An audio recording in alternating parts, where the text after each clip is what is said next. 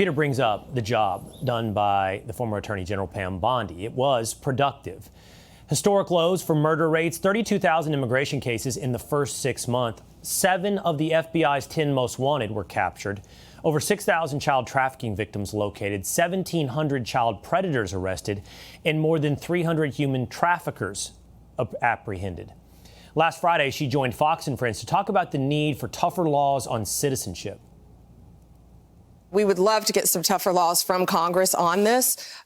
We've been talking to some members. But, yeah, we can do it. These people, again, went to prison. One of them we're looking at now lied about when they got their citizenship, their naturalization, they lied about their marriage to get in this country. You can't do that. Being a citizen in our country is a privilege. It's not a right. Joining me now is one of her counterparts in the immigration enforcement effort. It is border czar Tom Homan. Tom, thanks so much for being with us here today. I want to get your reaction to the news today. Attorney General Pam Bondi out. Well, of course, I wasn't in the loop on that, but Pam Bondi, look, we have a close relationship. I have her cell phone, a personal cell phone number. We talk quite a bit. Same with Todd Blanche. I talk to Todd Blanche very frequently to talk about immigration cases, right? Not only prosecuting smugglers and traffickers, about suing sanctuary cities and taking action against agitators that have assaulted ICE agents. So I've got a close relationship with both. I wish Pam Bondi the best, and I think Todd Blanche will step up and won't skip a beat. I think they'll keep that train on the track. We'll keep moving forward. Although your specific responsibilities don't fall under the DOJ, Tom, as you mentioned, you work hand in hand, specifically on immigration. What, if any, changes in priorities do you expect with this change at Attorney General? I mean, the president's already set the priorities on immigration enforcement. We're going. First of all, we got the most secure border in the history of this nation. Well, that provides more resources for interior enforcement operations, which we plan on doing. We're doing it now. And of course, we've been sidelined just a little bit with the airports. The president put me in charge of the airport. I said the airports, and that's worked out very well. But as that ramps down now, we'll put more agents in the field. You're going to see arrests go up. You're going to see more worksite enforcement operations coming. So you're going to see a ramp up in immigration enforcement in this country. That's what the American people voted for, and that's what the President Trump's going to give them. You bring up an interesting point, Tom. ICE is getting a lot of credit for the work that it's doing at American airports. I personally have experienced it. I've seen the reaction as well from not just those on the right, but those on the left who've seen the effective job that ICE is doing while DHS is shut down. Is it taking away at all from the priority of enforcing laws against illegal immigration? Well, of course, it's taken away a little bit because the more resources we have in the airport, the less people we have in the street. But in the heightened, threatened posture where we've been the last few weeks, it's important we fill those gaps at the airports, right? Because they're a critical infrastructure. We got to protect them. So ICE was there not only filling those security gaps, but doing jobs that TSA officers were doing that didn't require like X-ray training, right? So if we can take an exit lane and we can check IDs before they get to screening, that puts another well-trained TSA agent on the X-ray machine, maybe open up another line. So it was twofold, right? Moving American people to those airports quicker and providing additional security airports. But look, I'm proud of the men and women of ICE. I went down to Houston myself. I've been at several airports thanking them, and I see the American people talking to them. And I think it's done two things. Number one, it's something I talk about on the Hill in these Senate negotiations, these budget negotiations. They want to talk about masks. Well, they're not wearing masks at airports. Why?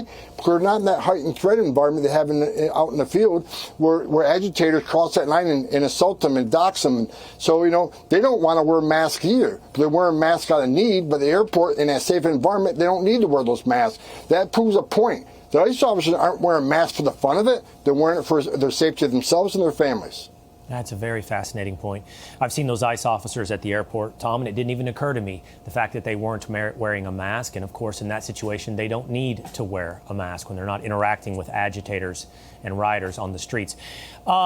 There has been, undoubtedly, Tom, a lot of success when it comes to immigration and immigration enforcement. I want to share these numbers with you. I know you're very familiar with the audience as well. And this is net migration in various metro areas across the country. 95% down in El Paso, 72% in Denver, 67% in Los Angeles. Chicago, New York, Dallas, Washington, all down significant numbers in net migration. That obviously, Tom, has something to do with ICE. It has to do with self-deportation. To what do we attribute these improvements? President Trump and his vision when he came in. That first of all, he wanted to create the most secure border in history of the nation, and we've done that. We beat Trump 45. I mean, Trump 45 was incredible, most secure border then, but we beat that tenfold on the Trump 47. And we got to give a lot of credit, Will, to the secure border, the men and women of the Border Patrol, men and women wearing that uniform. I wore that uniform. I'm proud of each and every one of them for standing up and enforcing law, securing the border. But you got to give credit to ICE too, because the whole world is seeing ICE out there operating, enforcing the immigration law. Unlike the last 4 years on the Biden administration, they know there's no free ride here anymore. They know there's no catch and release. They know that if you happen to get by the Border Patrol, we're looking for you. And so when they see the record numbers of arrest and deportations, they're not willing to give their life savings to criminal cartels to come to the border and not be released in the United States, unlike the last administration. So I give ICE a lot of credit for that secure border too. So God bless the men and women of the ICE and Border Patrol. They finally get to do their job, because the last 4 years, they couldn't do their job. Morale was in the toilet, and now the men and women are up on the oath they took. And a secure border means better national security, because now we have better control. What's coming in, who's coming in, where it's coming in, why it's coming in. I want to ask you about Virginia, Tom, and it's interestingly one county in Virginia that seems to be having a very, very difficult problem. That's Fairfax County, where you've had 3 accused killers, all illegal immigrants. One just very recently accused of killing his own baby, a 3-month-old baby, another accused of a fatal stabbing, and another accused of killing a mother. What is going on in Virginia? Elections. I mean, elections has consequences. I lived in Virginia. Spanberger took over, and she moved so far left, she's not even recognizable anymore. Look, in that city, Fairfax, they've been a sanctuary city. I've been complaining about them for years. Sanctuaries are sanctuaries for criminals. And for any politician, or like the chief of police or the sheriff, they want to say they're not going to enforce federal immigration law, not their job. They can't honor ICE detainers. They don't think they're legal. We can do the same thing we did in Minneapolis. We can do the same thing. Talk to the sheriffs, talk to the chiefs. Say, you know what, if you don't want to honor detainers, I get it. We can litigate that in court. However, there's nothing illegal about you calling ICE before you release them, and we'll be there to take custody. You don't have to hold them 1 minute past you would normally hold them on your charges. Just give us a call. It's free, and we'll be there. We'll even strategically locate deportation officers near those jails. That's the success we had in Minneapolis. We got record cooperation there. We can do the same thing in Virginia. But I truly believe they hate Trump more than they care about their public safety, because the common sense approach is call us, and we'll be there, and take that public safety threat off the street. We've arrested thousands of public safety threats in Virginia. We had to go out and look for them, which is dangerous for the community, dangerous for the officer, dangerous for the aliens. We won't keep doing it, but it's much safer for the community, much safer for the officer, much safer for the alien, because anything can happen on a street arrest. Give us custody in your jail before you release them, and you can see the crime rate drop significantly.